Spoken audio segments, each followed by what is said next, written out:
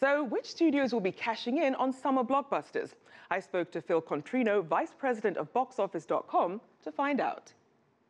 Well, it's definitely shaping up to be Disney versus Universal. Both of those studios have incredible slates this summer, and that's saying something because all the studios have a lot of great films. But Disney, you look at, they've got Avengers and Ant-Man and Inside Out, while Universal has Minions, which is a very popular global brand. They've got Jurassic World on top of that.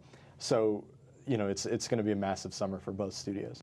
Now, moving on to some of the franchises, are there any new franchises you expect to start this summer? Warner Brothers is very confident about Mad Max, and the first trailers for that are very impressive, and they've got people incredibly excited about that film, and I think Warner Brothers is hoping that that is going to be their next big franchise. So they're putting a lot of marketing muscle behind it, and now, you know, it's up to the public to decide whether they like the movie or not. But I think most people in the industry are pretty optimistic about that. Remakes are increasingly popular, but for some people, you risk alienating the old fans of the old movies, whereas you could be opening it up to a whole new generation of people.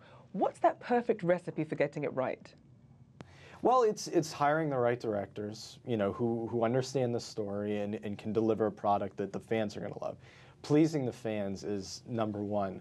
And, you know, going back to Furious 7, actually, that's a franchise where it's not necessarily a remake or anything, you know, it's just an original franchise, but they really understood how to connect with their fan base. And I think there's a lesson that anybody who's trying to take away can take away from that.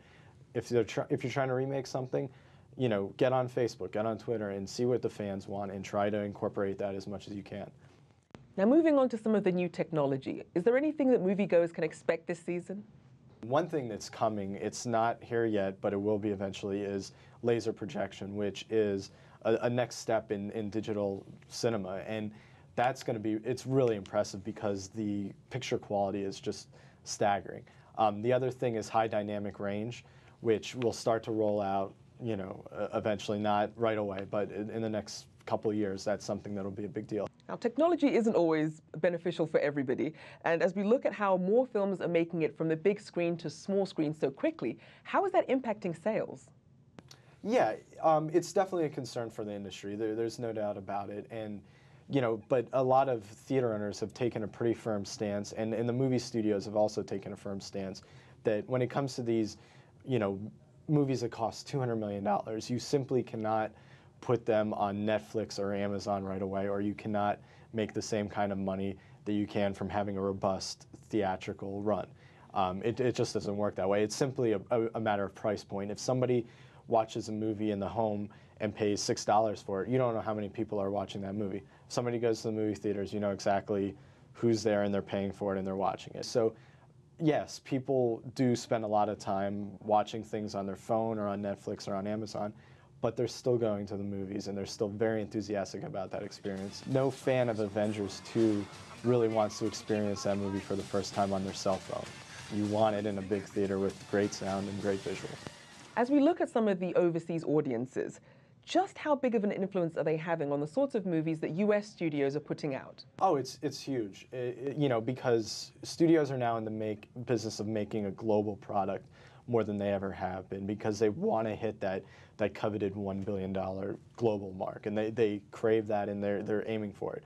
And especially China is having a huge impact, because you look at last year, Transformers made more in China than it did in North America, and now Furious 7 is still slightly ahead in China compared to North America, which is really impressive. So when you have a situation like that, you know, China becomes an even more important market to studios, because they can make just as much money there, if not more, than they can from North America. So I think, in addition to making their own films, you know, play globally, we're also starting to see these studios start initiatives where they're just making territory-specific movies, and I think that's going to be a more common practice, where maybe the major studios, instead of making a movie that's going to play globally, they'll just say, well, we just want to make a movie for China, because the market will be more than big enough to accommodate that. I mean, this year, looking at China alone, we're projecting that the box office could hit $6.5 billion, which last year it hit 4.8.